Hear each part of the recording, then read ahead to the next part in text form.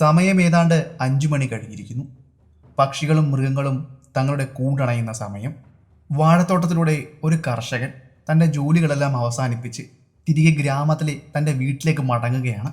അല്പദൂരം അയാൾ നടന്ന് നീങ്ങിക്കാണും. പിന്നിൽ നിന്നും ഒരു ശബ്ദം അയാൾ കേട്ടു. വാഴകൾ മറിച്ചിടുന്നതിൻ്റെയും വാഴകൾ പിഴുതെറിയുന്നതിൻ്റെയും ശബ്ദമായിരുന്നു അത്. എന്താണെന്ന് അറിയുവാൻ വേണ്ടി അയാൾ തിരിയുകയും അവിടേക്ക് നടന്നു ചെല്ലുകയും ചെയ്തു. സമയം 7 മണിയായിട്ടു.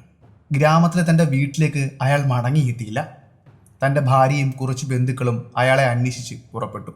അയാളുടെ സുഹൃത്തുക്കളുടെ വീട്ടുകളിലെല്ലാം അവർ ചെന്നിരുന്നു. ഇന്നത്തെ ദിവസം അയാൾ അവിടേക്കൊന്നും എത്തിയില്ല എന്ന വിവരമായിരുന്നു അവർക്ക് അറിയുവാൻ സാധിച്ചത്. അങ്ങനെ തിരഞ്ഞ് അവർ വാഴത്തോട്ടത്തിൻ്റെ സമീപ പ്രദേശങ്ങളിലുമെല്ലാം തിരഞ്ഞിരുന്നു. രാത്രി ഏറെ വൈകിയതോടെ ആ തെരച്ചിൽ സംഘം തിരികെ ഗ്രാമത്തിലേക്ക് മടങ്ങുകയും പിറ്റേന്ന് കാലത്തെ തന്നെ അയാളെ അന്വേഷിച്ച് വാഴത്തോപ്പിലെത്തുകയും ചെയ്തു. അവിടെ കണ്ട കാഴ്ച അതിദയനീയമായിരുന്നു. വാഴത്തോട്ടത്തിൻ്റെ ഒരു ഭാഗം മുഴുവൻ ആന നശിപ്പിച്ചിരിക്കുന്നു. അങ്ങനെ നശിപ്പിക്കപ്പെട്ട വാഴത്തോട്ടത്തിൻ്റെ ഒത്ത നടുവിലായി അയാൾ കിടക്കുന്നു. അയാൾക്ക് സമീപ പ്രദേശത്ത് കിടക്കുന്ന വാഴ ഇലകളിൽ മുഴുവൻ രക്തം ചിതറി ഉണങ്ങിയ പാടും കാണാൻ സാധിച്ചു. നമുക്ക് പറയുവാൻ കഴിയുന്നതിനും അപ്പുറമായിരുന്നു ആന ആ ശരീരത്തിൽ കാട്ടിവെച്ചിരുന്നത്. അത്രയും ക്രൂരമായ രീതിയിലായിരുന്നു ആ പാവം കർഷകനെ ആന കൊന്നത്. വർഷം 2017 മാർച്ച് മാസം. ജാർഖണ്ഡിലെയും ബീഹാറിലെയും നിരവധി ഗ്രാമങ്ങളിൽ അവൻ രക്തം കൊണ്ട് കളമെഴുതി.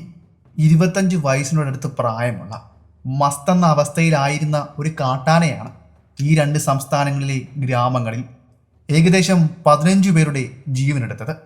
എല്ലാവർക്കും എൻ്റെ നമസ്കാരം. നമ്മൾ ഇന്ന് പറയുവാൻ പോകുന്നത് ഭഗവൽപൂരിലെ കൊലയാനയുടെ കഥയാണ്. കെന്നറ്റ് ആൻഡേഴ്സൻ്റെയോ ജിം കോർബറ്റിൻ്റെയോ കഥയല്ല. ഷഫീദ് അലി ഖാനും അദ്ദേഹത്തിൻ്റെ ടീമും നടത്തിയ ബീഹാറിനെയും ജാർഖണ്ഡിനെയും ഒരുപോലെ വിറപ്പിച്ച നിരവധി പേരുടെ കൊലപാതകത്തിന് കാരണമായ ഒരു കാട്ടാനയെ കൊന്ന കഥയാണ്. നമ്മുടെ ഈ ചാനലിൽ ചെയ്യുന്നത് കഥകളാണ്. നിങ്ങൾക്ക് കഥകൾ ഇഷ്ടമാണെങ്കിൽ നിങ്ങൾ ഇതുവരെയും ഈ ചാനൽ സബ്സ്ക്രൈബ് ചെയ്തില്ല എങ്കിൽ ഒന്ന് സബ്സ്ക്രൈബ് ചെയ്ത് വെക്കുക. അതുപോലെ നിങ്ങൾ ലൈക്ക് ചെയ്യുവാനും കമൻറ്റ് ചെയ്യുവാനും മറക്കല്ലേ. ഇനിയും കൂടുതൽ കാര്യങ്ങൾ പറഞ്ഞ് ഞാൻ നിങ്ങളെ മുഷിപ്പിക്കുന്നില്ല. നമുക്കിനിയും നേരെ കഥയിലേക്ക് പോകാം. Welcome back to sniper school കഥകളിലൂടെ.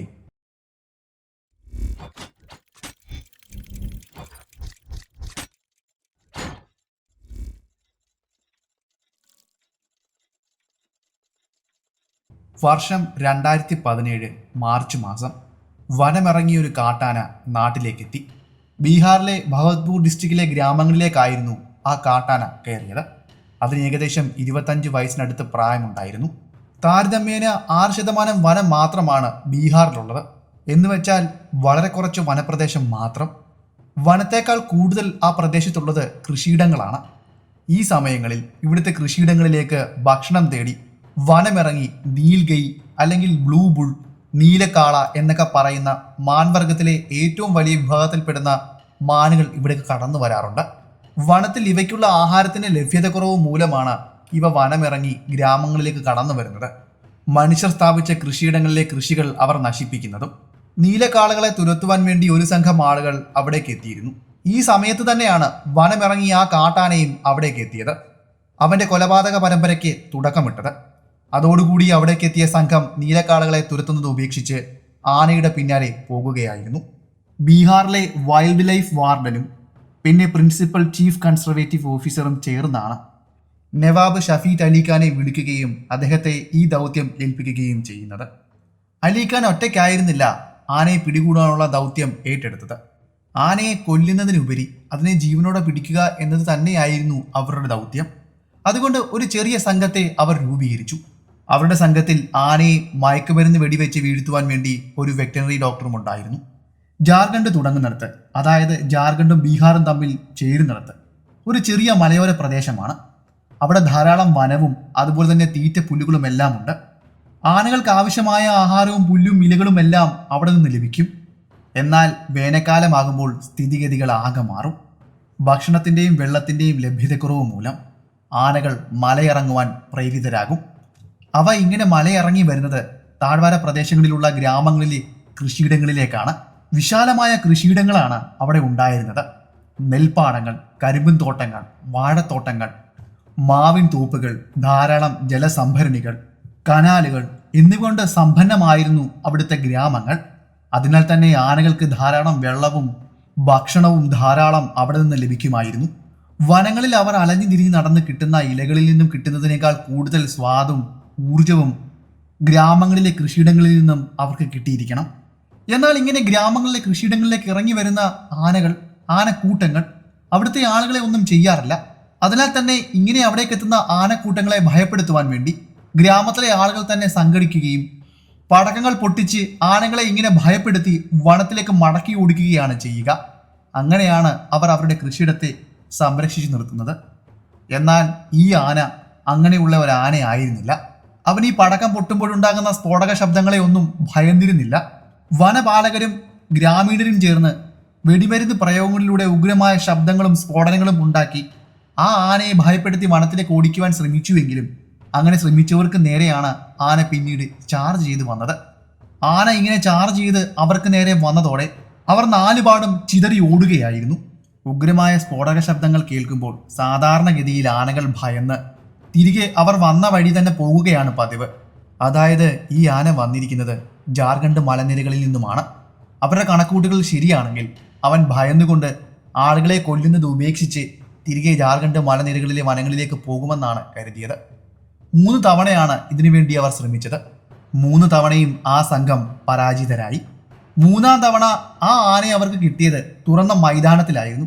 അങ്ങനെ അവർ സംഘത്തിലുണ്ടായിരുന്ന DFO ബൈനോക്കുലറിലൂടെ ആനയെ നിരീക്ഷിച്ചു.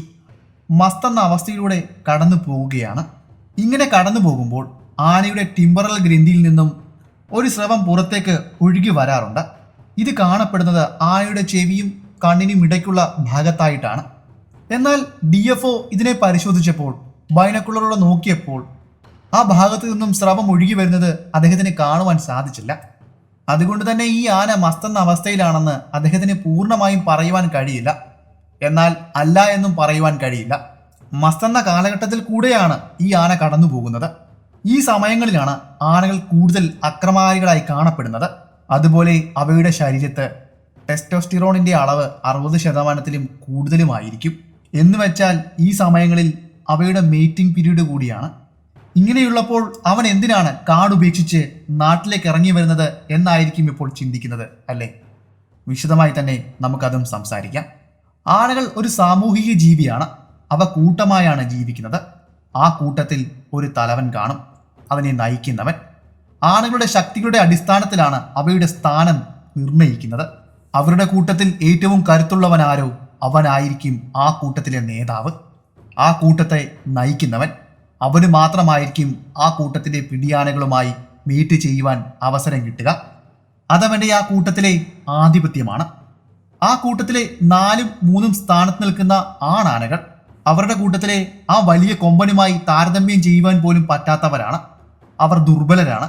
വെല്ലുവിളികൾ ഉയർത്തുവാനോ കൂട്ടത്തിലെ തലവനുമായി ഏറ്റുമുട്ടുവാനോ കരുത്തില്ലാത്തവരാണ്.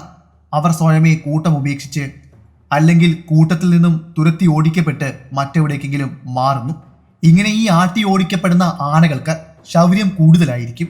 അവർ കൂടുതൽ അക്രമകാരികളായി മാറുകയും പിന്നീട് ഈ കാലഘട്ടങ്ങളിൽ അവർ നാട്ടിലേക്ക് എത്തുമ്പോൾ ആളുകളെ കൊല്ലുകയും വാഹനങ്ങൾ തല്ലിത്തകർക്കുകയും ചെയ്യുന്നു.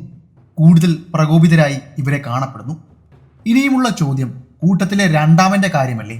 കൂട്ടത്തിലെ 2ാം സ്ഥാനക്കാരായ ആനകൾ അതേ കരുത്തും ബലവും തന്നെയായിരിക്കും ഉണ്ടായിരിക്കുക. അതുകൊണ്ട് തന്നെ തൻ്റെ തലവനുമായി അവർ വെല്ലുവിളി ഉയർത്തുന്നു. 1ാം സ്ഥാനത്തുള്ള കൊമ്പനാനയും 2ാം സ്ഥാനത്തുള്ള കൊമ്പനാനയും തമ്മിൽ കൊമ്പ് കോർക്കുമ്പോൾ ആരുടെ ഭാഗത്താകും വിജയമെന്ന് പറയുവാൻ സാധിക്കുകയില്ല. 2ാം സ്ഥാനത്ത് നിൽക്കുന്ന ആന തോൽക്കുകയാണെങ്കിൽ പോലും അവരുടെ ആ വലിയ സംഘമുള്ള ആ വലിയ ആനക്കൂട്ടം 2ആയി പിരിയുന്നു, 2 കൂട്ടമായി മാറുന്നു. പിന്നീട് 2 കൂട്ടമായി വനത്തിൽ വിഹരിക്കുന്നു. ഇനിയിപ്പോൾ മസ്തെന്ന അവസ്ഥ നാട്ടാനകൾക്കാണ് വരുന്നതെങ്കിലോ ഇങ്ങനെയുള്ള ആനകളെ മറ്റാനകൾക്കരികിൽ നിന്നും മാറ്റിക്കിട്ടും. മതം പൊട്ടി നിൽക്കുന്ന ആന തൻ്റെ പാപ്പന്മാരെ പോലും കൊന്നുകളയും. അങ്ങനെ പല കഥകളും നമ്മൾ കേട്ടിട്ടില്ലേ? പല വാർത്തകളും നമ്മൾ അറിഞ്ഞിട്ടില്ലേ? വാഹനങ്ങൾ തച്ച് തകർക്കുന്നതും വീടുകൾ കുത്തിമറിക്കുന്നതും എല്ലാം നമ്മൾ കേട്ടിട്ടില്ലേ, കണ്ടിട്ടില്ലേ? മസ്തെന്ന അവസ്ഥ അവരെ ഭ്രാന്ത് പിടിപ്പിക്കും. അങ്ങനെയുള്ള ഒരു കാലഘട്ടത്തിലൂടെ കടന്നു പോകുന്ന ഒരു ആനയാണ് ഇത്. 25 വയസ്സിനോടടുത്ത് പ്രായമുള്ള ഒരു കൊമ്പനാന. എന്നാൽ അവൻ്റെ കൊമ്പിന് വലിയ നീളമില്ല. ഇത് തന്നെയാണ് ഇവനെ തിരിച്ചറിയാനുള്ള അടയാളവും. ഈ കാട്ടാന പൂർണ്ണമായും മസ്ത് എന്ന അവസ്ഥയിലായിരുന്നില്ല എന്ന് നമ്മൾ പറഞ്ഞിരുന്നില്ലേ? പിന്നീട് DFO ചെക്ക് ചെയ്തത് അവൻ്റെ ശരീരത്തെ എവിടെയെങ്കിലും ഒരു വെടിയുണ്ട കൊണ്ട പാടുണ്ടോ എന്നാണ്. ഇനിയും ആരെങ്കിലും അവനെ വേട്ടയാടി അവനെ ക്രുദ്ധനാക്കി തീർത്തതാണോ എന്നറിയുവാൻ വേണ്ടിയായിരുന്നു അയാൾ അങ്ങനെ ചെയ്തത്. എന്നാൽ ബൈനോക്കുലറിലൂടെ ആനയെ പൂർണ്ണമായും ചെക്ക് ചെയ്ത അയാൾക്ക് അതിൻ്റെ ശരീരത്ത് ഒരു വെടിയുണ്ട തറച്ചു കയറിയ പാടും കണ്ടെത്താൻ സാധിച്ചില്ല. ഏപ്രിൽ 20-ന് ബലഗൗരിയിൽ നിന്നുള്ള ഒരു സംഘം ആളുകൾ ഈ ആനയെ പിന്തുടർന്നു. അങ്ങനെ അവർ പിന്തുടർന്നുകൊണ്ട് കുറേ സമയം അതിൻ്റെ പിന്നാലെ പോയി. ഏതെങ്കിലും ഒരു അവസരത്തിൽ അതിനെ മയക്കുവെടി വെച്ച് വീഴ്ത്തുവാൻ സാധിക്കുമോ എന്നറിയുവാൻ വേണ്ടിയായിരുന്നു അങ്ങനെ ചെയ്തത്. എന്നാൽ കുറച്ചു സമയം ആനയെ പിന്തുടർന്നുകൊണ്ട് അവർ മുന്നിലേക്ക് പോയി എങ്കിലും കുറച്ചു സമയം കഴിഞ്ഞപ്പോൾ ആന തിരിഞ്ഞു നിൽക്കുകയും അവരെ ചാർജ് ചെയ്യുകയും ചെയ്തു. ഇതിൽ നിന്നും ഒരു കാര്യം അവർക്ക് മനസ്സിലായി. വനത്തോടടുക്കുമ്പോൾ ആന വല്ലാതെ അക്രമകാരിയായി മാറുന്നു. എന്നാൽ തുറന്ന മൈതാനങ്ങളിലേക്ക് എത്തുമ്പോൾ അവൻ്റെ അക്രമ സ്വഭാവത്തിന് അല്പം കുറവുണ്ടാകുന്നു. അങ്ങനെ കുറച്ചു ദൂരം ആന ആളുകൾക്ക് പിന്നാലെ ചാർജ് ചെയ്ത് ഓടുകയും വീണ്ടും അവിടെ നിന്നും തിരികെ മടങ്ങി വനത്തിലേക്ക് മടങ്ങി പോവുകയും ചെയ്തു. ഇപ്പോൾ ആനയുള്ളത് സാഹിബ്ഗഞ്ചിയിലെ ഒരു വനത്തിലാണ്. അവിടുത്തെ ജില്ലാ വനം ഓഫീസറെ ഈ വിവരം അറിയിക്കുകയും ചെയ്തു. അത് മറ്റൊന്നിനുമായിരുന്നില്ല, ഇനിയും ആ പ്രദേശത്തെ ആളുകൾ വേണം ഈ ആനയെ നിരീക്ഷിക്കുവാൻ. അങ്ങനെ അവിടുത്തെ ആളുകൾ, അതായത് ആ ജില്ലയിലുള്ള അധികാരികളുടെ സഹായത്തോടെ ഒരു സംഘം ആളുകൾ ആനയെ സസൂക്ഷ്മം നിരീക്ഷിച്ചു. സാഹിബാഞ്ചിയിലെ വനങ്ങളിലൂടെയും മറ്റ് പ്രദേശങ്ങളിലൂടെയും ഏകദേശം 40 കിലോമീറ്ററോളം ആ കാട്ടാന സഞ്ചരിച്ചു. അങ്ങനെ അവൻ എത്തിച്ചേർന്നത് പഹാലിയ ഗോത്രവർഗ്ഗക്കാർ താമസിക്കുന്ന സ്ഥലത്തേക്കായിരുന്നു. ആ പ്രദേശത്ത് ആ കാട്ടാന അലഞ്ഞു നടന്നു. പഹാലിയ ഗോത്രവർഗ്ഗക്കാരിൽ ഒരാളെ അവൻ കൊലപ്പെടുത്തുകയും ചെയ്തു. ഗ്രാമത്തിന് പുറത്ത് നിന്നിരുന്ന ഒരാളെയായിരുന്നു ആന കൊന്നത്.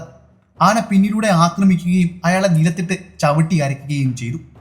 പിന്നീട് അവൻ അവിടെ ഒരു ഭീകരാന്തരീക്ഷം സൃഷ്ടിക്കുകയും വനത്തിലേക്ക് മടങ്ങിപ്പോകുകയും ചെയ്തു. അതിനുശേഷം ആനയുടെ ആക്രമണം വളരെയധികം വർദ്ധിച്ചു. അതിക്രൂരവും യാതൊരു ദൈവമില്ലാത്തതായിരുന്നു പിന്നീട് ആനയുടെ ഭാഗത്തു നിന്നും ഉണ്ടായത്. നിരവധി ആളുകളെയാണ് അവൻ അതിക്രൂരമായി കൊലപ്പെടുത്തിയത്.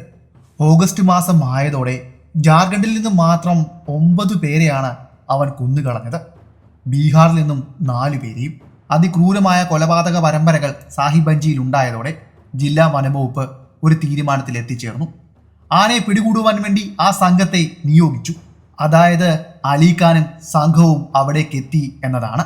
ആ വനത്തെ പറ്റിയുള്ള കാര്യങ്ങളൊന്നും ഞങ്ങൾക്ക് വളരെ വിശദമായി അറിയില്ലായിരുന്നു. അവിടുത്തെ DFO ആയിരുന്ന മനീഷ് തിവാരിയാണ് ഞങ്ങൾക്ക് വഴി കാട്ടിത്തരുവാൻ നിയോഗിക്കപ്പെട്ടത്. എൻ്റെ 458 വിഞ്ചസ്റ്റർ മാഗ്നർ റൈഫിൾ ഞാൻ എടുത്തു, എൻ്റെ തോളിലേക്ക് തൂക്കിയിട്ടു. ഞാൻ മാത്രമായിരുന്നില്ല, എൻ്റെ സംഘത്തിൽ എന്നെ കൂടാതെ 2 തൂക്കുധാരികൾ കൂടി ഉണ്ടായിരുന്നു. അദ്ദേഹം ഞങ്ങൾക്ക് വഴി കാട്ടിത്തന്നു. അയാൾ കാട്ടിത്തന്ന വഴികളിലൂടെ ഞങ്ങൾ സഞ്ചരിച്ചു. ഞങ്ങൾക്ക് മുന്നിൽ തെളിഞ്ഞു വന്ന വഴികൾ അതികഠിനമായിരുന്നു. കുത്തനെയുള്ള കയറ്റവും അതികഠിനമായ വളവുകളും നിറഞ്ഞ പ്രദേശമായിരുന്നു അത്.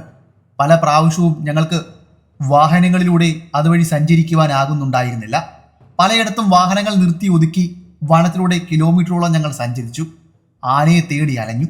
വനങ്ങൾക്ക് സമീപ പ്രദേശങ്ങളിലുള്ള ചെറിയ ഗ്രാമങ്ങളിൽ ഞങ്ങൾക്ക് വാഹനങ്ങളിൽ എത്തിപ്പെടുവാൻ സാധിക്കുന്നുണ്ടായിരുന്നില്ല. അവിടങ്ങളിലെല്ലാം കാൽനടയായിട്ടാണ് ഞങ്ങൾ നടന്നു ചെന്നത്. അങ്ങനെ പല പഹാലി ഗോത്രവിഭാഗർ താമസിക്കുന്ന ഗ്രാമങ്ങളിലും ഞങ്ങൾ എത്തിച്ചേർന്നു. അവിടെ എത്തുമ്പോൾ അവിടുത്തെ ആളുകളുടെ കണ്ണുകളിൽ കണ്ട ഭയം ഇപ്പോഴും എൻ്റെ മനസ്സിലുണ്ട്. ഞങ്ങളെ കണ്ടപ്പോൾ അവർ ഞങ്ങൾക്കരികിലേക്ക് ഓടിയെത്തി, ഞങ്ങളുടെ കാലുകളിൽ വീണു, അപേക്ഷിച്ചു. ആ ഭ്രാന്തനാനയെ എങ്ങനെയെങ്കിലും പിടികൂടണമെന്നായിരുന്നു അവർ ഞങ്ങളോട് അഭ്യർത്ഥിച്ചത്. അവർ കരഞ്ഞു പറഞ്ഞു, അതിനെ നിങ്ങൾ കൊന്നുകളയണം, എങ്ങനെയെങ്കിലും പിടിക്കണം, ഞങ്ങൾക്ക് ഇവിടെ സ്വസ്ഥമായി ജീവിക്കണം. അവൻ്റെ ശല്യം കാരണം ഞങ്ങൾക്ക് സമാധാനമായി ഒന്നുറങ്ങിയിട്ട് മാസങ്ങൾ തന്നെയായി എന്ന് അവർ പറഞ്ഞു. അങ്ങനെ പഹാലി ഗോത്രവർഗ്ഗക്കാർ ഞങ്ങളെ അവരുടെ കുടിലുകളിലേക്ക് കൊണ്ടുപോയി. 3-4 മണിക്കൂറുകളോളം അവരുടെ കുടിലുകളിൽ ഇരിക്കുകയും വിശ്രമിക്കുകയും ചെയ്തു. അവർ ആനയെ പറ്റിയുള്ള പല കാര്യങ്ങളും ഞങ്ങളോട് പറഞ്ഞു. ഒരിക്കൽ ആന അവരുടെ ഗ്രാമത്തിലേക്ക് കടന്നു വന്നിരുന്നു. ആന വന്നത് ഏകദേശം വൈകുന്നേരമായപ്പോഴാണ്. ആന പല കുടിലുകളും കുത്തിമറിച്ചിട്ടു. ഗ്രാമത്തിലെ പല അമ്മമാരും അവരുടെ കുട്ടികളെ എടുത്തുകൊണ്ട് എങ്ങോട്ടെന്നില്ലാതെ ഓടി ഒളിച്ചു. ഗ്രാമത്തിന്റെ കുടിലുകളിൽ നിന്നും ജീവൻ കൈ പിടിച്ചുകൊണ്ട് എങ്ങോട്ടെന്നില്ലാതെ ഓടിപ്പോകുന്നത് ഒരുപക്ഷെ ആനയുടെ മുന്നിലേക്കാണെങ്കിൽ അവർ ഒരിക്കലും പിന്നെ ജീവിതത്തിലേക്ക് മടങ്ങി വരികയില്ല. ആന അവരെ ചവിട്ടി മണ്ണോട് ചേർക്കും. രാത്രിയിൽ പല ഗ്രാമീണരും മലകൾക്ക് മുകളിലേക്കും വനത്തിലേക്കും ഓടി ഒളിച്ചിട്ടുണ്ട്, ജീവൻ കയ്യിൽ പിടിച്ചുകൊണ്ട്. പലരും ഗ്രാമം ഉപേക്ഷിച്ച് മറ്റെവിടേക്കോ മറ്റ് ജില്ലയിലേക്കോ കടന്നു പോയിട്ടുണ്ട്. അവരാരും ഇനിയും ഒരിക്കലും ഇവിടേക്ക് മടങ്ങിയെത്തില്ല. അവർ പറഞ്ഞു, സർക്കാരിൻ്റെ ഭാഗത്തു നിന്നും യാതൊരു സുരക്ഷിതത്വവും ഞങ്ങൾക്ക് ഒരുക്കിയിട്ടില്ല. ഇന്ത്യൻ ഭരണഘടനയിലെ ആർട്ടിക്കിൾ 21 ജീവിക്കാനുള്ള അവകാശം നൽകുന്നുണ്ടെങ്കിലും ഈ ജനങ്ങൾക്ക്, കാട്ടിൽ താമസിക്കുന്ന ഇവർക്ക് മൃഗങ്ങളുടെ സാന്നിധ്യത്തിൽ ജീവിക്കാനുള്ള അവകാശം കിട്ടുന്നില്ല. സ്വാതന്ത്ര്യം നേടിയിട്ട് 75 വർഷങ്ങൾക്ക് ശേഷവും കാട്ടിൽ താമസിക്കുന്ന ജനങ്ങൾ അടിസ്ഥാന സൗകര്യങ്ങളിൽ നിന്നും പിന്നോക്കം നിൽക്കുന്നു. സാഹിബാഞ്ചിയിലെ കാടുകൾ വളരെ ഇടതൂർന്നതും ദുർഘടവുമാണ്. ഞാൻ കാടുകളിൽ നിരവധി പ്രോജക്റ്റുകൾ ചെയ്തിട്ടുണ്ടെങ്കിലും ഇത്രയും ദുർഘടവും കഠിനവുമായ കാടുകൾ ഞാൻ ഇതിനു മുന്നേ കണ്ടിട്ടില്ല. ഈ വനത്തിലൂടെ സഞ്ചരിച്ച് ഞങ്ങൾക്ക് കാണുവാൻ സാധിച്ചത് വനത്തിൽ താഴെ നിന്നും മുകളിലിട്ട് പോകുന്ന നിരവധി പാതകളാണ്. ആ പാതയിലൂടെ ഞങ്ങൾ കയറി ചെന്നപ്പോൾ ഇടതൂർന്ന വൃക്ഷങ്ങളും വലിയ പൊക്കമുള്ള മരങ്ങളുമാണ് കണ്ടത്. അതിനിടയിൽ വളർന്നു നിൽക്കുന്ന വള്ളിപ്പടർപ്പുകളും കുറ്റിക്കാടുകളും വേറെ. ഇങ്ങനെയുള്ള വനങ്ങളിൽ ആനകളെ കണ്ടെത്താനുള്ള എളുപ്പമാർഗം അവ പോയ പാതയിലൂടെ പിന്തുടർന്നു പോകുക എന്നത് തന്നെയാണ്. ആനകളെ പിന്തുടർന്നു പോകുവാൻ വളരെ എളുപ്പമാണ്. തകർന്ന കുറ്റിക്കാടുകളും വള്ളിപ്പടർപ്പുകളും പിന്തുടർന്നു കഴിഞ്ഞാൽ നമുക്ക് വളരെ എളുപ്പം ആനയെ പിന്തുടർന്ന് മുന്നിലേക്ക് ഈ ഇടതൂർന്ന കാടുകളിലൂടെ സഞ്ചരിക്കുവാനാകും. ആഗസ്റ്റ് ആദ്യ വാരത്തിൽ ആന 2 പേരെ കൂടി കൊന്നു. അതോടെ ജാർഖണ്ഡിലെ ഫോറസ്റ്റ് വാർഡന്മാർ ഈ പ്രദേശത്ത് ഓപ്പറേഷൻ എങ്ങനെയൊക്കെ നടക്കുന്നു എന്ന് വിലയിരുത്തുവാൻ വേണ്ടി ക്യാമ്പ് ചെയ്തു. ആഗസ്റ്റ് 7 ആന ടൂട്ടി കുന്നുകളിലുണ്ടെന്ന വിവരം അറിയുകയും അവിടേക്ക് ബാങ്കൂറ ട്രക്കിംഗ് ടീമിന്റെ സഹായത്തോടെ അവിടേക്ക് പോകുകയും സാഹചര്യം വിലയിരുത്തുകയും ചെയ്തു. ഇങ്ങനെയുള്ള അക്രമകാരികളായ ആനകൾ നാട്ടിലേക്ക് ഇറങ്ങുമ്പോൾ അവയെ തുരത്തി ഓടിക്കുവാൻ വേണ്ടി ട്രെയിനിങ് കൊടുത്ത് നിർത്തിയിരിക്കുന്ന ഒരു ടീമാണിത്. അവിടുത്തെ ഗ്രാമീണരെയും ഈ ട്രക്കിംഗ് ടീമിനെയും ഒരുമിച്ച് കൂട്ടി ആനയെ തുരത്തി ഓടിക്കുവാൻ വേണ്ടി ഒരു പദ്ധതി അവർ തയ്യാറാക്കി. ഈ ട്രക്കിംഗ് ടീമുകളുടെ കൈവശം ഒരു വലിയ നീളമുള്ള വടികളുണ്ട്. ആ വടികളുടെ അറ്റത്ത് തുണികൾ ചുറ്റി വലിയ തീപ്പന്തം ഉണ്ടാക്കും. അക്രമകാരികളായ ആനകൾ അടുത്തേക്ക് വരുമ്പോൾ ഇങ്ങനെ കത്തിച്ചു വെച്ച ഈ തീപ്പന്തങ്ങൾ അക്രമകാരിയായി ചാർജ് ചെയ്തു വരുന്ന ആനകളുടെ നേരെ വലിച്ചെറിയും. നീളമുള്ള വടികൾ കൊണ്ട് നടക്കുന്നവരുടെ കൂടെ തന്നെ മറ്റൊരു സഹായിയുമുണ്ട്. അയാളുടെ കൈവശം മണ്ണെണ്ണ നിറച്ച കുപ്പിയാണുള്ളത്. ആ തീപ്പന്തം അവിടേക്ക് വലിച്ചെറിഞ്ഞാൽ ഉടനെ തന്നെ തുണി ചുറ്റിയ അടുത്ത കമ്പെടുക്കുകയും അതിലേക്ക് വീണ്ടും മണ്ണെണ്ണ ഒഴിക്കുകയും തീ കൊളുത്തുകയും വീണ്ടും വലിച്ചെറിയുകയും ചെയ്യും. അങ്ങനെയാണ് ആ സംഘത്തിന്റെ ഘടന രൂപീകരിച്ചിരിക്കുന്നത്. അതിൽ എ ടീമും ബി ടീമും എന്നിങ്ങനെയുണ്ട്. എന്നാൽ ആക്രമണകാരിയായി നിൽക്കുന്ന ഈ കാട്ടാനയെ വിരട്ടാൻ അതൊന്നും പോരായിരുന്നു. കാട്ടാന ചാർജ് ചെയ്ത് അരികിലേക്ക് വന്നപ്പോൾ അവർ തീപ്പന്തം കത്തിച്ചുകൊണ്ട് ആനയുടെ നേരെ എറിഞ്ഞു. എന്നാൽ ആനയ്ക്ക് യാതൊരു ചലനമോ കൂസലോ ഉണ്ടായിരുന്നില്ല. തീപ്പന്തം വന്ന വഴിയെ ആന ചാർജ് ചെയ്ത് അവർക്ക് നേരെ പാഞ്ഞെടുക്കുകയായിരുന്നു ചെയ്തത്.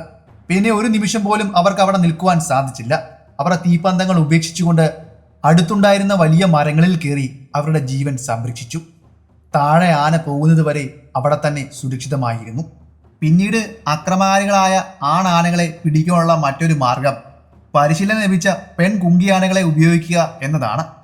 എന്നാൽ ഈ ടുട്ടി കുന്നുകളുടെ സമീപ പ്രദേശങ്ങളിലൊന്നും പരിശീലനം ലഭിച്ച കുങ്കിയാനകളൊന്നും തന്നെ ഉണ്ടായിരുന്നില്ല. എന്തായാലും അലിഖാനും സംഘവും സംഭവ സ്ഥലത്തെത്തി ടുട്ടി കുന്നുകളിൽ എത്തിച്ചേർന്നു. അവിടെ എത്തിച്ചേർന്നപ്പോൾ തന്നെ ആന പോയ പാത അവർ കണ്ടെത്തി. ഏകദേശം 10 അടി ഉയരമുള്ള കുറ്റിക്കാടുകൾ ഇടിച്ചു നിരത്തിയാണ് ആന മുന്നിലേക്ക് പാതയൊരുക്കി കടന്നു പോയിരിക്കുന്നത്.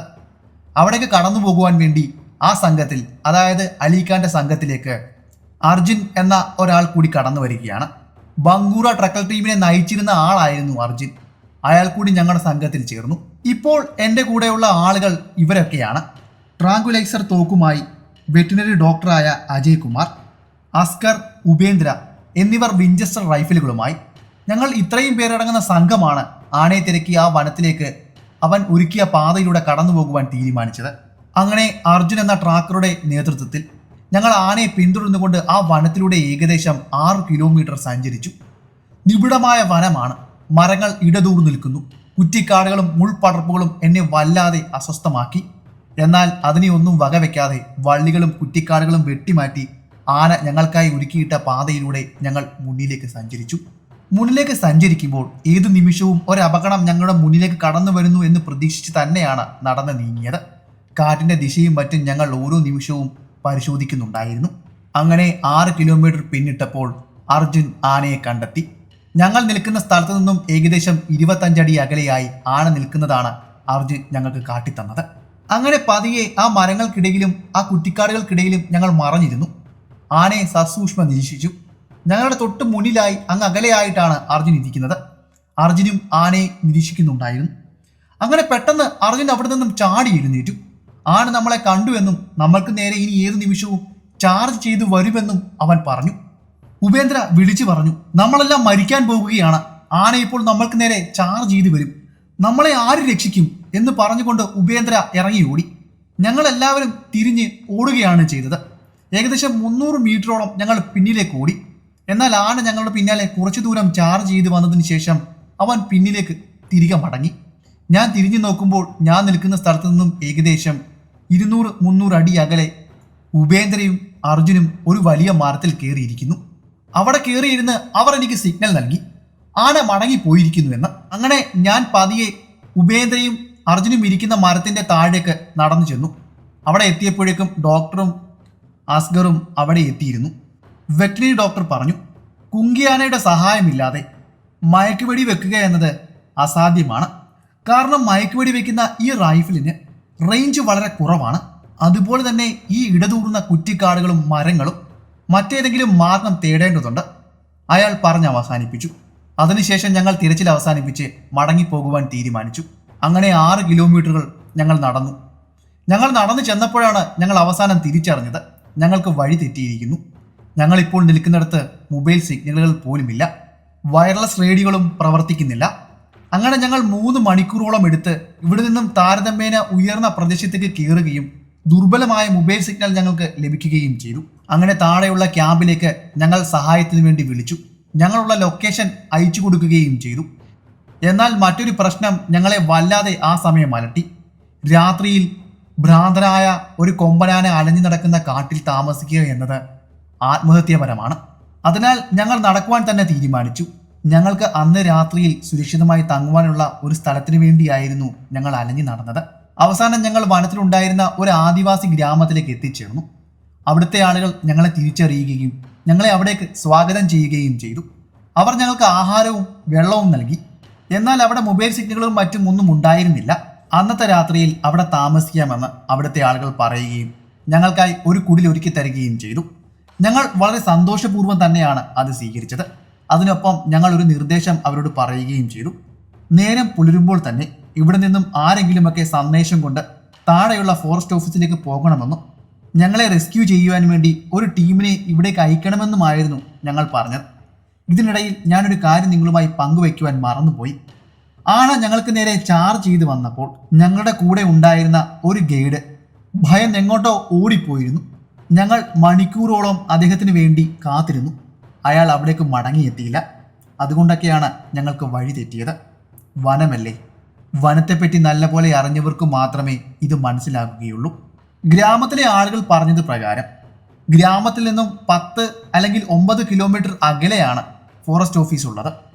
രാവിലെ തന്നെ അവിടുത്തെ കുട്ടികളെ അയക്കാമെന്ന് പറഞ്ഞു. അവിടുത്തെ ആദിവാസി വിഭാഗത്തിൽപ്പെട്ട കുട്ടികൾ വളരെ കരുത്തുള്ളവരാണ്, ശക്തരാണ്. അവരുടെ സ്റ്റാമിന വളരെ വലുതാണ്, അതുപോലെ നല്ല ഓട്ടക്കാരുമാണ്. രാവിലെ തന്നെ വിവരം അറിയിക്കുവാൻ അവർ പോകാമെന്ന് ഏറ്റു. വനത്തിലൂടെയുള്ള അതികഠിനമായ യാത്ര ഞങ്ങളെ എല്ലാവരെയും അത്യധികം തളർത്തിയിരുന്നു. ഞങ്ങളുടെ കൂട്ടത്തിലെ ഡോക്ടർ ഞങ്ങൾക്കായി ഒരു പാനീയം ഒരുക്കി. പഞ്ചസാരയും ഉപ്പുമിട്ട് ഇളക്കിയ ഒരു പാനീയമായിരുന്നു ഞങ്ങൾക്ക് നൽകിയത്. അത് കുടിച്ചപ്പോൾ അല്പം ആശ്വാസം ഞങ്ങൾക്ക് കിട്ടി. അവിടുത്തെ ഗ്രാമീണർ ഞങ്ങൾക്കായി ചോറും ചായയും ഉൾപ്പെടെയുള്ള അത്താഴം ഒരുക്കി. അത് ആവോളം ആഹരിച്ച് മനസ്സും വയറും നിറച്ച് അവർ ഉണ്ടാക്കിയ തടി കൊണ്ടുള്ള കാട്ടിൽ കിടന്ന് ഒന്നുറങ്ങി. നേരം പുലർന്നപ്പോൾ തന്നെ സന്ദേശം വഹിച്ചുകൊണ്ട് ഗ്രാമത്തിൽ നിന്നും അവർ പുറപ്പെട്ടു. ഫോറസ്റ്റ് ഉദ്യോഗസ്ഥരെ അറിയിക്കുകയും ചെയ്തു. ഞങ്ങളെ റെസ്ക്യൂ ചെയ്യാൻ വേണ്ടി ഒരു ടീമിനെ അവർ ഈ ഗ്രാമത്തിലേക്ക് അയച്ചു. അങ്ങനെ അവിടേക്ക് എത്തിയ ആ ടീമിൻ്റെ കൂടെ ഞങ്ങൾ ക്യാമ്പിലേക്ക് എത്തിച്ചേർന്നു. ഞാനും അജയ് കുമാറും മറ്റു ഉദ്യോഗസ്ഥരും ഉൾപ്പെടെ ചേർന്ന് ഒരു യോഗം അവിടെ വിളിച്ചു കൂട്ടിയിരുന്നു. വെറ്ററിനറി ഡോക്ടർ തുറന്നു തന്നെ പറഞ്ഞു, മയക്കുവെടി വെച്ച് വീഴ്ത്തുവാൻ ഇനി സാധിക്കത്തില്ല. പരിശീലനം ലഭിച്ച ഒരു കുങ്കിയാനയുടെ സഹായം ഉണ്ടെങ്കിൽ മാത്രമേ അത് സാധിക്കത്തുള്ളൂ. കാരണം എന്താണെന്ന് ഞാൻ ഇന്നലെ തന്നെ അലിഖാനോട് പറഞ്ഞിട്ടുണ്ട്. അവിടുത്തെ ഉദ്യോഗസ്ഥർ പറഞ്ഞത് ഇതാണ്: നിങ്ങൾ ഇന്നലെ രാത്രിയിൽ അവിടെ തങ്ങിയ സമയം കൊണ്ട് ആന 2 പേരുടെ ജീവൻ കൂടി എടുത്തിരിക്കുന്നു. ഇനിയും ഇങ്ങനെ സാഹചര്യം മുന്നിലേക്ക് പോകുകയാണെങ്കിൽ ഒട്ടും പറ്റില്ല. ഇനിയും ആനയെ ജീവനോടെ പിടിക്കേണ്ടതില്ല. നിങ്ങൾക്ക് അവനെ വെടിവെച്ച് കൊല്ലാം. സാഹിബ് പഞ്ചയിലെ വനംവകുപ്പ് ഉദ്യോഗസ്ഥർ ആനയെ കൊല്ലുവാനുള്ള ഉത്തരവ് നൽകി. എങ്കിലും അതിൻ്റെ കൂടെ തന്നെ ഒരു കാര്യം അവർ എടുത്തു പറഞ്ഞു. ഒരു കാര്യം ഞാൻ പറയാം, ആനയെ ജീവനോടെ പിടിക്കുവാൻ നിങ്ങൾ മാക്സിമം ശ്രമിക്കണം. അതിന് പറ്റിയില്ലെങ്കിൽ മാത്രമേ അതിനെ വെടിവെച്ച് കൊല്ലാവൂ. അങ്ങനെ ഓഗസ്റ്റ് 9 ജാർഖണ്ഡിലെ ഗവൺമെന്റ് ആനയെ കൊല്ലുവാനുള്ള ഉത്തരവ് നൽകി. അപ്പോഴേക്കും ആ കൊലയാന 15 പേരുടെ ജീവനെടുത്തിരുന്നു. അലി ഖാന് ആനയെ കൊല്ലുവാനുള്ള നിർദ്ദേശം നൽകിയിട്ടും ഒരു കാര്യം കൂടി അവിടുത്തെ ഉദ്യോഗസ്ഥർ പറഞ്ഞിരുന്നു: ആനയെ ജീവനോടെ പിടിക്കുവാൻ പറ്റുകയാണെങ്കിൽ അതിന് നിങ്ങൾ ശ്രമിക്കണമെന്ന്. പ്രഭാത ഭക്ഷണത്തിന് ശേഷം അവരുടെ വാഹനങ്ങളുടെ നിര ആനയെ തേടി പുറപ്പെട്ടു. പക്ഷേ അതിനെക്കുറിച്ച് വാർത്തകളൊന്നും ഉണ്ടായിരുന്നില്ല. മൽത്തു എന്നു പേരുള്ള ഒരു ചെറിയ കുട്ടിയെ അവർ വഴിക്ക് വെച്ച് കണ്ടിരുന്നു. ആ കുട്ടി ആനയെപ്പറ്റിയുള്ള വിവരങ്ങൾ അവർക്ക് കൈമാറി. ജഗ്ജാലി എന്ന ഗ്രാമത്തിന് സമീപം 9 കിലോമീറ്റർ മാറി ആനയെ കണ്ടു എന്ന വിവരമായിരുന്നു അവർക്ക് ലഭിച്ചത്. അവർ ആ ഗ്രാമം ലക്ഷ്യമാക്കി സഞ്ചരിച്ചു. അങ്ങനെ അവർ ഏറെ വൈകാതെ ആ ഗ്രാമത്തിൽ എത്തിച്ചേർന്നു. അവിടെ നിന്നും അവർ ഉച്ചഭക്ഷണം കഴിച്ചു. പിന്നെ ഗ്രാമത്തിലെ ആളുകളോടെല്ലാം സംസാരിച്ച് ആന പോയ ദിശ കാണുകയും മനസ്സിലാക്കുകയും ചെയ്തു. അങ്ങനെ ആ ദിശയിലേക്ക് അവർ പുറപ്പെട്ടു. ആ വഴി വളരെ മോശമായിരുന്നു. ഞങ്ങൾ ആനയെ തിരക്കി ആ ജീപ്പിൽ മുന്നിലേക്ക് സഞ്ചരിക്കുമ്പോൾ ഞാൻ ആ ഡോക്ടറുമായി സംസാരിച്ചിരുന്നു. ഡോക്ടർ അജയ് കുമാർ എന്നോട് പറഞ്ഞു, ആനയെ കാണുമ്പോൾ മയക്കുമരുന്ന് വെടിവെച്ചിടുവാൻ നമുക്കൊന്ന് ശ്രമിച്ചു നോക്കാം. പറ്റിയില്ല എങ്കിൽ നമുക്കതിനെ കൊല്ലാം. അതല്ലാതെ മറ്റു മാർഗങ്ങളൊന്നുമില്ല. ഇനിയും ആനയെ വെറുതെ വിടുകയാണെങ്കിൽ ഇനിയും നിരപരാധികളായ എത്ര പേരുടെ ജീവനായിരിക്കും അവനെടുക്കുവാൻ പോകുന്നത്. ഞാൻ തലയാട്ടുക മാത്രം ചെയ്തു. ഞങ്ങൾ മുന്നിലേക്ക് സഞ്ചരിച്ചു. ദുർഘടപരമായ പാതയായിരുന്നു അത്. ഒട്ടും സുഖപ്രദമല്ലാത്ത പാതകളിലൂടെ ആ വണ്ടി മുന്നിലേക്ക് തന്നെ നീങ്ങി. അങ്ങനെ ഞങ്ങളുടെ വാഹന വ്യൂഹം മുന്നിലേക്ക് നീങ്ങുമ്പോൾ ഞങ്ങൾ വഴിക്ക് വെച്ച് 3 ആളുകളെ കണ്ടുമുട്ടി. അവർ അല്പം പരിഭ്രാന്തിയിലായിരുന്നു. അവരുടെ കണ്ണുകളിൽ നിന്നും ഭയം ഞങ്ങൾക്ക് മനസ്സിലായി. അവരെ ഞാൻ തടഞ്ഞു നിർത്തി. അവരോട് കാര്യം എന്താണെന്ന് തിരക്കി. അവർ വാര്യന്ത ചന്തയിൽ നിന്നും റേഷൻ വാങ്ങിക്കൊണ്ട് മടങ്ങുന്ന വഴിയാണ് ആന അവരെ ചാർജ് ചെയ്തത്. അവർ ജീവൻ കയ്യിൽ പിടിച്ചുകൊണ്ട് എങ്ങനെയൊക്കെയോ ഓടിയെത്തിയതാണ്. അവരുടെ കൈവശമുണ്ടായിരുന്ന പച്ചക്കറിയും അരിയുമെല്ലാം അവർ നിലത്തേക്ക് എറിഞ്ഞിട്ടാണ് അവരുടെ ജീവൻ കയ്യിൽ പിടിച്ചുകൊണ്ട് അവർ ഓടിയെത്തിയത്. അവർ ഞങ്ങളോട് ചോദിച്ചു, ഞങ്ങൾ നിങ്ങളുടെ കൂടെ വന്നോട്ടെ? ആന പോയിരിക്കുന്ന പാത ഞങ്ങൾ കാട്ടിത്തരാം. ഞങ്ങൾക്ക് ഒരു കാര്യം മാത്രം നിങ്ങൾ ചെയ്തു തന്നാൽ മതി. ഞങ്ങളുടെ അരിയും പച്ചക്കറിയും എല്ലാം വീണ് കിടക്കുന്ന ഭാഗത്തേക്ക് ഞങ്ങളെ ഒന്ന് ഇറക്കുക. അത് കിട്ടിയില്ലെങ്കിൽ ഞങ്ങളുടെ കുടുംബം പട്ടിണിയാകും. ഞങ്ങളെ ഒന്ന് സഹായിക്കണേ സാർ. ഞങ്ങൾ ഓക്കെ പറഞ്ഞു. അവരെ 3 പേരെയും കൂടി വണ്ടിയിലിരുത്തി അവർ പറഞ്ഞ സ്ഥലത്ത് ഞങ്ങൾ ഇറക്കി. ആന പോയ പാത അവർ കൃത്യമായി കാട്ടിത്തരികയും ചെയ്തു. അവർ കാട്ടിത്തന്ന ദിശയിലൂടെ ഞങ്ങൾ മുന്നിലേക്ക് സഞ്ചരിച്ചു. ആന പോയ പാത വളരെ കൃത്യമായിരുന്നു. ഒടിഞ്ഞു വീണ് കുറ്റി മാത്രമായി നിൽക്കുന്ന മരവും വലിച്ചു ചീന്തപ്പെട്ട ശിഖരങ്ങളുടെ കഷ്ണങ്ങളും അവിടെ കാണാം. അതുപോലെ തന്നെ അവർ പോയതിനു ശേഷമായിരിക്കാം ആന പിണ്ടമിട്ടത്. ആനപ്പിണ്ടവും അവിടെ കാണുവാൻ ഞങ്ങൾക്ക് സാധിച്ചു. അങ്ങനെ ആന പോയിരിക്കുന്ന പാത ഞങ്ങൾ കൃത്യമായി മനസ്സിലാക്കി. എന്നാൽ അപ്പോഴേക്കും ഇരുട്ട് വീണ് കഴിഞ്ഞിരുന്നു. എൻ്റെ കൂടെ ഉണ്ടായിരുന്ന മൽത്തുവും അർജുനും മരത്തിൽ കയറുവാൻ തീരുമാനിച്ചു. അവർക്ക് ഭയമായിരുന്നു. എത്ര നല്ല വെടിക്കാരനായാലും ആന ചാർജ് ചെയ്തു വരുമ്പോൾ ഒരുപക്ഷെ വെടിയുണ്ട ലക്ഷ്യം കണ്ടില്ല എങ്കിൽ ഉറപ്പായും വെടിവെക്കുന്നവനും കൂടെ നിൽക്കുന്നവനും പപ്പടമാകും. അതുമാത്രമായിരുന്നില്ല കാര്യം, കാറ്റിൻ്റെ ദിശ മാറിക്കൊണ്ടേയിരിക്കുകയായിരുന്നു. ആനയ്ക്ക് ഇപ്പോൾ തന്നെ ഞങ്ങൾ നിൽക്കുന്ന സ്ഥലവും ഞങ്ങളുടെ സാന്നിധ്യവും മനസ്സിലായിരിക്കണം. ആനകൾക്ക് കാറ്റിലൂടെ വരുന്ന മണം എത്ര കിലോമീറ്റർ അകലെ നിന്നാണെങ്കിലും അവർക്ക് തിരിച്ചറിയുവാനാകും. ഞാൻ അവരോട് വിളിച്ചു പറഞ്ഞു, നമ്മൾ വേട്ടക്കാരാണ്, വേട്ടയാടാനാണ് വന്നിരിക്കുന്നത്, അല്ലാതെ പേടിച്ച് ഭയന്നിരിക്കാൻ വേട്ടമൃഗമല്ല. നല്ലൊരു വേട്ടക്കാരന് ഒരിക്കലും മരണഭയം ഉണ്ടാകാൻ പാടില്ല. ഞാൻ എൻ്റെ റൈഫിൾ ഒന്ന് പരിശോധിച്ചു. അതിൽ തിരകൾ നിറച്ചിട്ടുണ്ടോ എന്നായിരുന്നു ഞാൻ പരിശോധിച്ചിരുന്നത്. തിരകൾ നിറച്ചിട്ടുണ്ട്. സേഫ്റ്റി ക്യാപ്പ് ഞാൻ റിമൂവ് ചെയ്തു. എൻ്റെ കൂടെ ഉണ്ടായിരുന്ന അസ്കറും അത് തന്നെ പരിശോധിക്കുകയും അയാളുടെ തോക്ക് സജ്ജമാക്കി നിർത്തുകയും ചെയ്തു. ഞാൻ എല്ലാവരുടെയും മുഖത്തേക്ക് നോക്കി. എല്ലാവരുടെയും മുഖത്ത് ഭയവും പരിഭ്രാന്തിയും നിഴലിച്ച് കാണാമായിരുന്നു. ഞാൻ എല്ലാവർക്കും നിർദ്ദേശം നൽകി, ആന ഇപ്പോൾ നമുക്ക് നേരെ ചാർജ് ചെയ്ത് വരികയാണെങ്കിൽ അവന് നേരെ വെടിയുതിർക്കണം. ഒട്ടും പറ്റിയില്ല എങ്കിൽ നമ്മൾ തെളിച്ചിട്ട പാതയിലൂടെ ഓടിക്കോണം. ഞങ്ങൾ ഓരോ സമയം കാറ്റിൻ്റെ ദിശ പരിശോധിച്ചുകൊണ്ടേയിരുന്നു. സമയം ഇപ്പോൾ 5:30 ഞാൻ പറഞ്ഞു, ഇതിനോടകം തന്നെ ആനയ്ക്ക് നമ്മളുടെ സാന്നിധ്യം മനസ്സിലായിരിക്കണം. അവൻ ഇനിയും ഏത് നിമിഷവും ഇവിടേക്ക് കടന്നു വരാം. ഞങ്ങളുടെ 6ാം ഇന്ദ്രിയം പ്രവർത്തിച്ചു എന്ന പോലെ ആനയുടെ സാന്നിധ്യം ഞങ്ങൾക്ക് മനസ്സിലായി. ഇവിടെ എവിടെയോ അവൻ പതുങ്ങിയിരിക്കുന്നുണ്ടെന്നും ഞങ്ങളെ നിരീക്ഷിക്കുന്നുണ്ടെന്നും ഞങ്ങൾക്ക് തോന്നി. അഷ്കർ ഞങ്ങളെ ഓരോരുത്തരെയും നിരീക്ഷിച്ചു. അതിനുശേഷം അവൻ ഉപേന്ദ്രയുടെ കോളറിൽ പിടിച്ചു വലിച്ചു. അവനോട് പറഞ്ഞു, നമുക്കിനി ഈ മലയുടെ മുകളിലേക്ക് കയറാം, ഒരു പക്ഷേ ആന അവിടെ ഉണ്ടെങ്കിലോ എന്ന്. അങ്ങനെ അവൻ പറഞ്ഞത് പ്രകാരം ഉപേന്ദ്രയും ഞങ്ങളെല്ലാവരും ആ മല കയറി. അവൻ പറഞ്ഞത് ശരിയാണ്, അവൻ്റെ തോന്നൽ കറക്റ്റായിരുന്നു, ആന അവിടെ ഉണ്ടായിരുന്നു. അവർ പതിയെ ആ കുറ്റിക്കാടിനുള്ളിൽ മറഞ്ഞിരുന്നു. ആനയുടെ പിൻഭാഗം അവർക്ക് നല്ല വ്യക്തമായി തന്നെ കാണാൻ സാധിക്കുന്നുണ്ടായിരുന്നു. അജയ് കുമാർ എന്നോട് ചോദിച്ചു, ഇപ്പോൾ ഇതിനെ മയക്കുവെടി വെക്കുവാൻ ശ്രമിക്കണോ? ആനയുടെ പിൻഭാഗം മാത്രമേ ഞങ്ങൾക്ക് കാണുവാൻ സാധിക്കുന്നുണ്ടായിരുന്നുള്ളൂ, അതും പുതർക്കാടുകൾ കൊണ്ട് മറഞ്ഞ അവസ്ഥയിലായിരുന്നു. ഡോക്ടർ തുടർന്നു, മയക്കുവെടി വെച്ചിട്ട് അവൻ ഏറ്റില്ല എങ്കിൽ അവൻ രക്ഷപ്പെടും. ഈ അവസ്ഥയിൽ ഞങ്ങൾ അവിടുത്തെ കാടുകളിൽ മുട്ടുകുത്തിയിരുന്നു. ആനയെ സസൂക്ഷ്മം നിരീക്ഷിച്ചു. കാട്ടിന്റെ ദിശ മാറിക്കൊണ്ടിരുന്നത് കൊണ്ട് തന്നെ ആന ഞങ്ങളുടെ സാന്നിധ്യം വളരെ വേഗം തിരിച്ചറിഞ്ഞു. ഒരു കുതിരയുടെ വേഗത്തിൽ തന്നെ ആന ഞങ്ങൾക്ക് നേരെ തിരിഞ്ഞു. പിന്നെ ഒട്ടും സമയം പാഴാക്കാൻ എൻ്റെ കൈവശം ഉണ്ടായിരുന്നില്ല. ഞാൻ വളരെ വേഗം എഴുന്നേറ്റു. ഡോക്ടറോട് അവിടെ തന്നെ ഇരുന്നോളാൻ പറഞ്ഞു. ഇത്രയും ക്ലോസ് റേഞ്ചിൽ ഞങ്ങളെ കണ്ടതുകൊണ്ട് തന്നെ അതിനു നേരെ മയക്കുവെടി വെച്ച് വീഴ്ത്തുക എന്നത് അസാധ്യമാണ്. ആന അവരെ വ്യക്തമായി തന്നെ നോക്കി. ആന ഒന്നലറിക്കൊണ്ട് അവരുടെ നേരെ ചാർജ് ചെയ്തെടുത്തു. ആനയുടെ ചെവികൾ പിന്നിലേക്ക് വെച്ച് ആക്രമണത്തിന് ഒന്നുകൂടി ആക്കം കൂട്ടി. അതത്രയും ഞങ്ങൾക്ക് അടുത്തെത്തി. അതിൻ്റെ തലയിലെ രോമങ്ങൾ പോലും ഞങ്ങൾക്ക് കാണാൻ കഴിഞ്ഞു. ഭൂമി പതിയെ വിറയൽ കൊള്ളുന്നത് പോലെ തോന്നി. പിന്നീട് അത് ഒന്നലറിയത് പോലുമില്ല, ഞങ്ങൾക്ക് നേരെ ചാർജ് ചെയ്ത് വരികയാണ് ചെയ്തത്. ഞാൻ എൻ്റെ 458 വിഞ്ചസ്റ്റർ അതിന് നേരെ ചൂണ്ടുകയും അതിവേഗം ട്രിഗർ അമർത്തുകയും ചെയ്തു. എൻ്റെ തിര വന്ന് തറച്ചത് ആനയുടെ കണ്ണുകൾക്ക് താഴെയായിരുന്നു. അവനെ വീഴ്ത്തുവാൻ അത് പോരായിരുന്നു. അവൻ വീണ്ടും ഒന്ന് നിൽക്കുകയും രൂക്ഷമായി ഞങ്ങളെ നോക്കുകയും ചെയ്തു. ആ വെടിയുടെ വച്ച അവൻ്റെ മനസ്സിനെ ഒന്ന് വിറപ്പിച്ച് കാണണം. ഇപ്പോൾ ഞാനും ആനയും തമ്മിലുള്ള ദൂരം വെറും 4 മീറ്ററിൽ താഴെയാണ്. എൻ്റെ ഷോട്ട് ആനയുടെ ബ്രെയിൻ മിസ് ചെയ്തതിനാൽ അതിപ്പോഴും ജീവനോടെ തന്നെയുണ്ട്. അതിവേഗം വീണ്ടും തിര ലോഡ് ചെയ്യുകയും ഫയർ പൊസിഷനിൽ നിൽക്കുകയും ചെയ്തു. ഞാൻ നിൽക്കുന്ന സ്ഥലത്തെ പിന്നിലെ മുള്ളുകൾ എൻ്റെ ഷർട്ടിലും പാൻറിലും പിടികൂടി. ഞാൻ വളരെ വേഗം ഒന്ന് കുനിയുകയും ഒരു ഷോട്ട് എടുക്കുകയും ചെയ്തു. അതിന് കാരണം ആന എന്നിൽ നിന്നും വളരെ അടുത്തായതുകൊണ്ടാണ്. ഞാൻ കാഞ്ചിയിന്മേൽ വിരലമർത്തിയതും എൻ്റെ തോക്ക് ഉഗ്രമായ സ്ഫോടനത്തിൽ പൊട്ടി. ബാറിൽ നിന്നും കൃത്യമായി തിര പുറത്തേക്ക് തെറിക്കുകയും ചെയ്തു.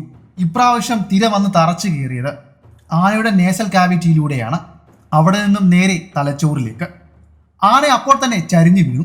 ഞാൻ ഏഷ്യൻ ആനയുടെ അനാട്ടമിയെക്കുറിച്ച് വളരെ വിശദമായി തന്നെ പഠിച്ചിരുന്നു. ഏഷ്യൻ ആനയുടെ അനാട്ടമിയിൽ നിന്നും ആഫ്രിക്കൻ ആനയുടെ അനാട്ടമിക്ക് നല്ല വ്യത്യാസമുണ്ട്. ഇത്രയും ദുർഘടമായ സമയത്ത് ശാന്തമായി ചിന്തിച്ചെങ്കിൽ മാത്രമേ എങ്ങനെ ആനയെ വെടിവെച്ചിടാമെന്ന് നമ്മുടെ മനസ്സിലേക്ക് കടന്നു വരികയുള്ളൂ. വെപ്രാളവും തിടുക്കവും കാട്ടിക്കഴിഞ്ഞാൽ ഒരിക്കലും ആന ചരിയുകയില്ല. ഈ തരത്തിലുള്ള പൊസിഷനിൽ മസ്തിഷ്കത്തിലേക്ക് ഷോട്ട് എടുക്കുന്നത് ഏറ്റവും എളുപ്പമുള്ള മരണം ആനയ്ക്ക് സമ്മാനിക്കും. ഈ ഷോട്ടിലൂടെ ആ മൃഗം ഒരുപാട് വേദനകൾ അനുഭവിക്കാതെ വളരെ വേഗം മരിക്കും. അവിടെ ചത്തു വീണ ആനയുടെ കൊമ്പുകൾ ഞങ്ങൾ ഊരിയെടുത്തിരുന്നു. ഞങ്ങൾ അതുമായാണ് ക്യാമ്പിലേക്ക് പോയത്. അതുപോലെ തന്നെ അവിടെ ചത്ത ആനയുടെ ടെസ്റ്റോസ്റ്റെറോയിഡിൻ്റെ അളവ് ഞങ്ങൾ ചെക്ക് ചെയ്തു. സാധാരണഗതിയിൽ 1.5 മുതൽ 5.3 വരെയാണ് കാണേണ്ടത്. ഈ സ്ഥാനത്ത് ഇവിടെ 56.71 ആയിരിക്കുന്നു. ഇക്കാരണത്താൽ ഒന്നുകൊണ്ട് മാത്രമായിരിക്കാം ഈ ആന ഇത്രയും പേരുടെ ജീവനെടുത്തത്. ഞങ്ങൾ ഓഫീസിലേക്ക് എത്തിയപ്പോഴേക്കും രാത്രി 9 മണിയായിരുന്നു. പിറ്റേന്ന് കാലത്തെ തന്നെ ഈ ആനയുടെ ശവസംസ്കാരവും നടത്തി. നമ്മുടെ ഇന്നത്തെ കഥ ഇവിടം കൊണ്ട് അവസാനിക്കുകയാണ്. ഞാൻ ഇന്ന് പറഞ്ഞ ഈ കഥ നിങ്ങൾക്ക് ഇഷ്ടമായെങ്കിൽ ചാനൽ സബ്സ്ക്രൈബ് ചെയ്യുന്ന കാര്യം ഒന്ന് പരിഗണിക്കുക. അതുപോലെ നിങ്ങളുടെ ഇഷ്ടം കമൻറ്റിലൂടെയും ലൈക്കിലൂടെയും അറിയിക്കുക. അപ്പോൾ പുതിയൊരു വീഡിയോയുമായി അടുത്ത ദിവസം വരുന്നതായിരിക്കും. അതുവരെ ഗുഡ് ബൈ.